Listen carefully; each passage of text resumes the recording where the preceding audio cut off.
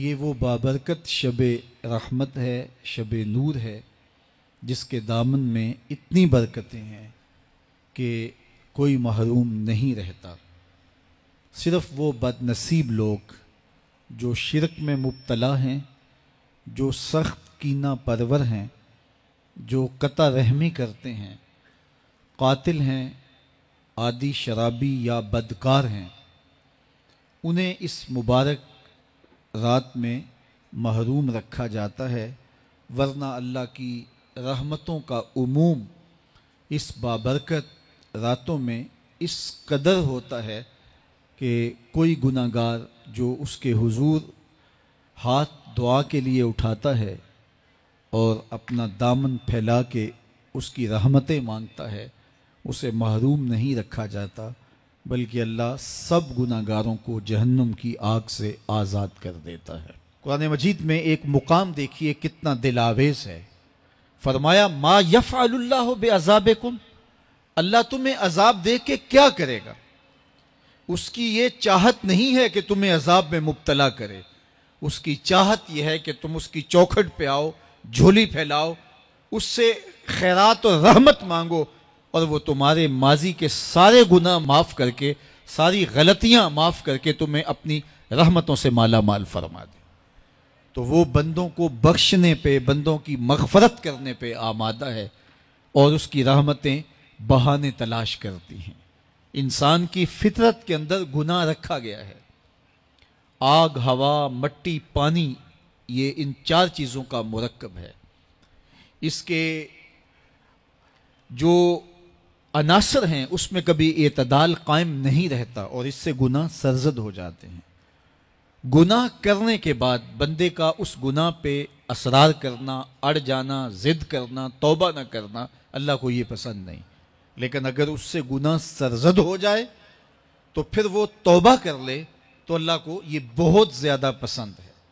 جو اس سے ہو سکے نیکی وہ اللہ کے حضور پیش کرے، لیکن اس کے اندر جو شر رکھی گئی ہے، اس کے اندر جو قوتیں گناہ کی رکھی گئی ہیں، اس سے اگر اس سے گناہ سرزد ہو جائے تو پھر وہ اللہ سے توبہ کرے، اللہ کی طرف رجوع کرے، تو اللہ اس کی توبہ کو نہ صرف قبول کرتا ہے بلکہ اس کے گناہوں کو معاف کرتا ہے اور گناہوں کو بدل کے نیکیوں میں تبدیل کر دیتا ہے۔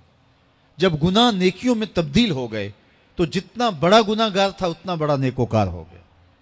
حضرت سیدنا عمر رضی اللہ تعالیٰ عنہ بازار میں جا رہے تھے تو ایک شرابی نے ہاتھ میں بوتل پکڑی تھی شراب کی، تو حضرت عمر ہاتھ میں درہ رکھتے تھے اور آپ کا جاہ و جلال دیتنیت ہوتا، تو جو ہی حضرت عمر رضی اللہ تعالیٰ عنہ کو اس نے دیکھا تو ڈر گیا، اور دل ہی دل میں کہا اے اللہ آج عمر کے قہر سے بچا لے، میں تیری بارگاہ میں سچی توبہ کرتا ہوں، اور جلدی سے شراب کو بغل میں چھپا لیا۔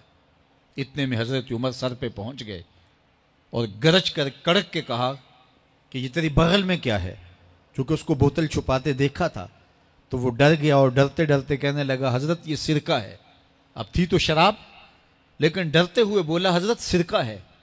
تو حضرت عمر نے کہا نکال۔ جب نکالا تو شراب نہیں تھی، واقعی سرکہ بن چکا تھا۔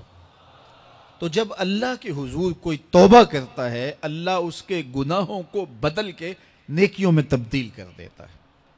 حدیث پاک میں آتا ہے کہ قیامت کے دن اللہ ایک شخص کو کہے گا کہ اپنا نامہ اعمال پڑھ، تو وہ نامہ اعمال پڑھنے لگ جائے گا۔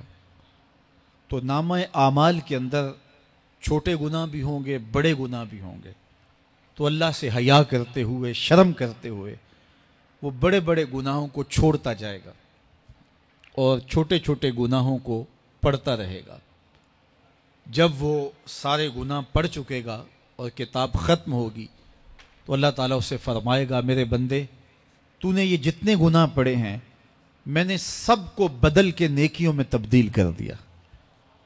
تو بندہ کہے گا اللہ ابھی تو میرے بڑے بڑے گناہ رہتے ہیں جو میں نے پڑھے ہی نہیں۔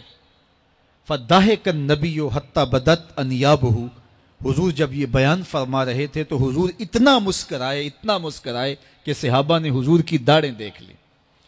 تو پہلے وہ بڑے بڑے گناہ چھوڑے جا رہا تھا، لیکن جب اللہ فرمائے گا کہ میں تیرے گناہوں کو بدل کے نیکیوں میں تبدیل کر دیا تو وہ کہے گا ابھی تو بڑے بڑے گناہ رہتے ہیں جو میں نے ابھی پڑھے ہی نہیں.